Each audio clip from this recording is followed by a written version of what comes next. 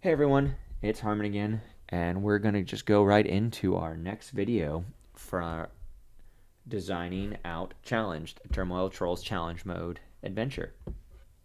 So again, if you're just tuning in now, everything is base RPG Maker assets, but using our Turmoil Trolls Challenge Mode system, which was our stretch goal for our Kickstarter. Thank you again to all our supporters. Okay, this is the main focus that we've turned the switch Albert on. So now we've effectively had this event run its course, and we're going to go right into making sure our first bad guy appears. Okay, as we can see, we have 4 tabs and a lot of stuff. A lot of things are going to go on, and a lot of events are going to be interacting with this. So we do this in a logical flow to make sure the kind of cutscene era still happens, but also to give our players a little bit of room to work with in terms of, hey, this happened and these things need to happen in this event, but we still, are going to need to fight him and interact with him after we're done with the cutscene into playing. So we have some basic animation to make Albert appear up here and some movement. Along with that, again, it's the personality settings, but we make sure that our hero is going to move down towards Albert, but stop shy of where we want some other events to happen. How can we always check our route? Well, let's go edit. We can preview this. Now, that isn't going to give it, but if you have settings here, you can actually see where the player is going to move. It's set to player, so let's try this instead. Well, sorry, it's not going to work right here yet.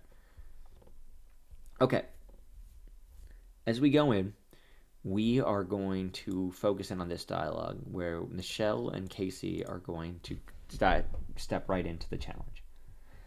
We fade out the screen here mainly, again, as a way to, we're going to have, if you've already watched the playthrough, spoilers, something bad's going to happen to these two. So we're going to go ahead, fade out, and remove these 2 characters. It'll look a little too janky, and it's better to do a quick fade out, fade in, rather than, I would say, just have them kind of ugly leave and then try and walk forward. It's really design choice, so not essential, but we feel it's best just to let it all play out into the next scene. All right, so we've removed them, and now, as you can see here, we've set movement route on 2 of them, but all we've done is it says image actor. How do we do this?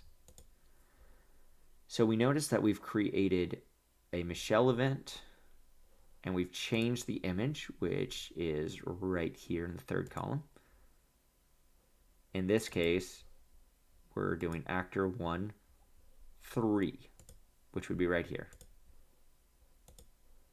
I'm going to delete that. But remember, we aren't changing characters. We're changing actual events in RPG Maker. So I'm going to really quickly apply that, hit OK, and go. So this event is named Michelle, and this is what we're going to be changing. Now you might wonder why it's going to go to control self switch A being on and an auto run. This is going to be because we're going to have something cut immediately to her and then go back. Now let's look at how we do that.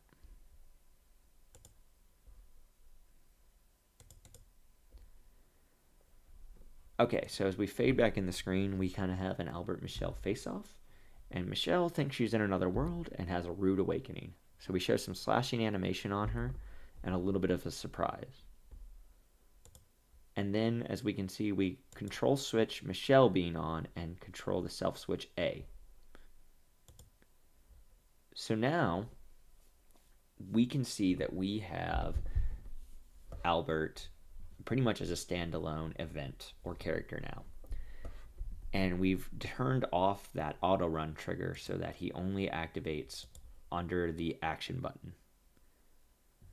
Now, it's kind of weird because you kind of have to backwards plan this. So just for those who might be curious about design, this is so that Albert will have some functionality after the player is able to move. Why do we do this? It's also so we don't overload an event That gets confusing from a programming standpoint, because what we can do here is, since we've turned on the switch for Michelle, we can see that immediately this event will play out. So at auto run, we're going to just turn self switch A being on, which means we can go to event 2. We still have that auto run triggered, so it's going to play like this right away. We have a damage sound, we have a change of music, and then we have this animation of a character. You're not going to be able to find this in the default settings. This is just some easy editing we did with Krita, and we'll get to that in a later video. But you'll notice that we control a lot more about other characters with this. RPG Maker doesn't really care. The event is just that, like an event. So we've set it so that the game is going to run this no matter what in this order. And that is how we've set out this movement route. So we decided that Albert's going to move fast and slash, and that's still all going to happen on the Casey character. And then we're going to do just that. We're going to turn on the switch for Casey and control self switch B. All right, see here, we're back to the action button. So this will take place after our fight scene, where there's some options. This is important because in tab 3, after self switch B is on, talking to Michelle's body or interacting with it will actually set out the world portal, so the player will now have the next place to go. We don't really have any functionality for Be Respectful. It's just going to not do anything, but let's just quickly add that in.